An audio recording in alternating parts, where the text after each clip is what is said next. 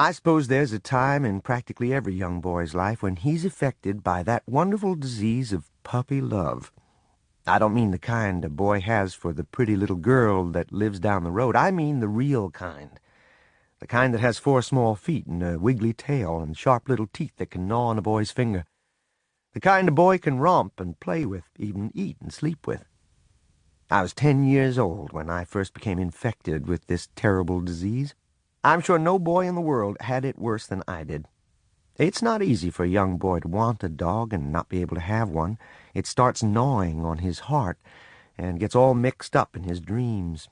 It gets worse and worse until finally it becomes almost unbearable.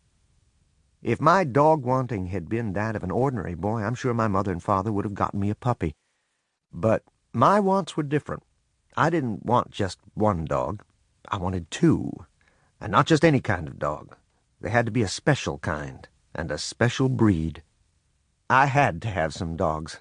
I went to my father and had a talk with him. He scratched his head and thought it over. "Well, Billy," he said, "I heard that old man Hatfield's collies is going to have pups. I'm sure I can get one of them for you." He may as well have poured cold water on me. "Papa," I said, "I don't want an old collie dog. I want hounds, coon hounds, and I want 2 of them." I could tell by the look on his face that he wanted to help me but couldn't. He said, "Billy, those kind of dogs cost money, and that's something we don't have right now. Maybe someday when we can afford it you can have them, but not right now." I didn't give up. After my talk with Papa, I went to Mama.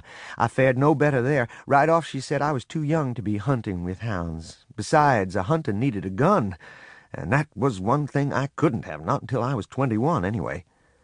I couldn't understand it. There I was, sitting right in the middle of the finest hunting country in the world, and I didn't even have a dog. Our home was in a beautiful valley far back in the rugged Ozarks. The country was new and sparsely settled. The land we lived on was Cherokee land, allotted to my mother because of the Cherokee blood that flowed in her veins. It lay in a strip from the foothills of the mountains to the banks of the Illinois River in northeastern Oklahoma. The land was rich, black, and fertile. Papa said it would grow hair on a cross-cut saw. He was the first man to stick the cold steel point of a turning plow into the virgin soil. Mama had picked the spot for our log house. It nestled at the edge of the foothills in the mouth of a small canyon, and was surrounded by a grove of huge red oaks. Behind our house one could see miles and miles of the mighty Ozarks. In the spring, the aromatic scent of wildflowers, red buds, pawpaws, and dogwoods, drifting on the wind currents, spread over the valley and around our home. Below our fields, twisting and winding, ran the clear blue waters of the Illinois River. The banks were cool and shady. The rich bottomland near the river was studded with tall sycamores, birches, and box elders. To a 10-year-old country boy, it was the most beautiful place in the whole wide world, and I took advantage of it all. I roamed the hills and the river bottoms. I knew every game trail in the thick canebrakes and every animal track that was pressed in the mud along the river banks.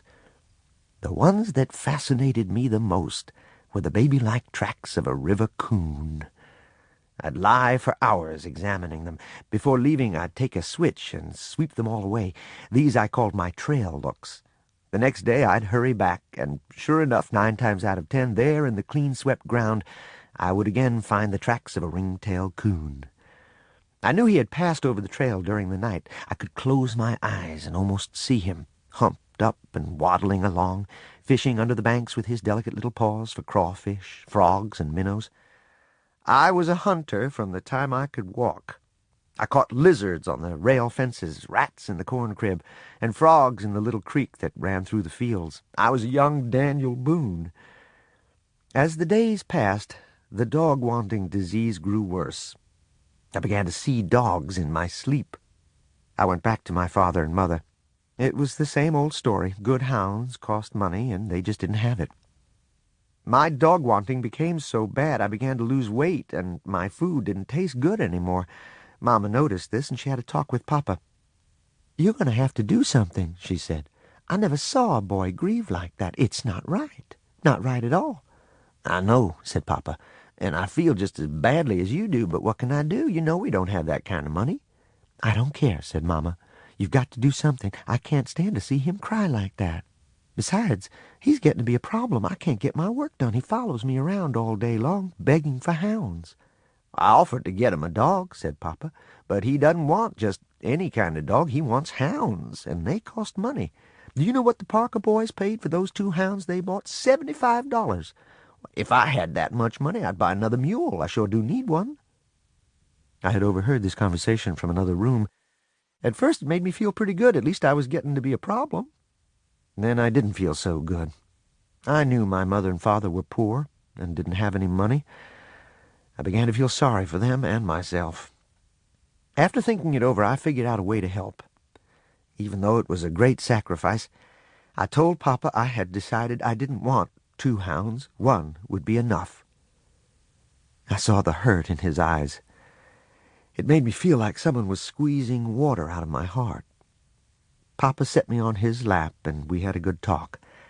He told me how hard times were, and that it looked like a man couldn't get a fair price for anything he raised. Some of the farmers had quit farming and were cutting railroad ties so they could feed their families.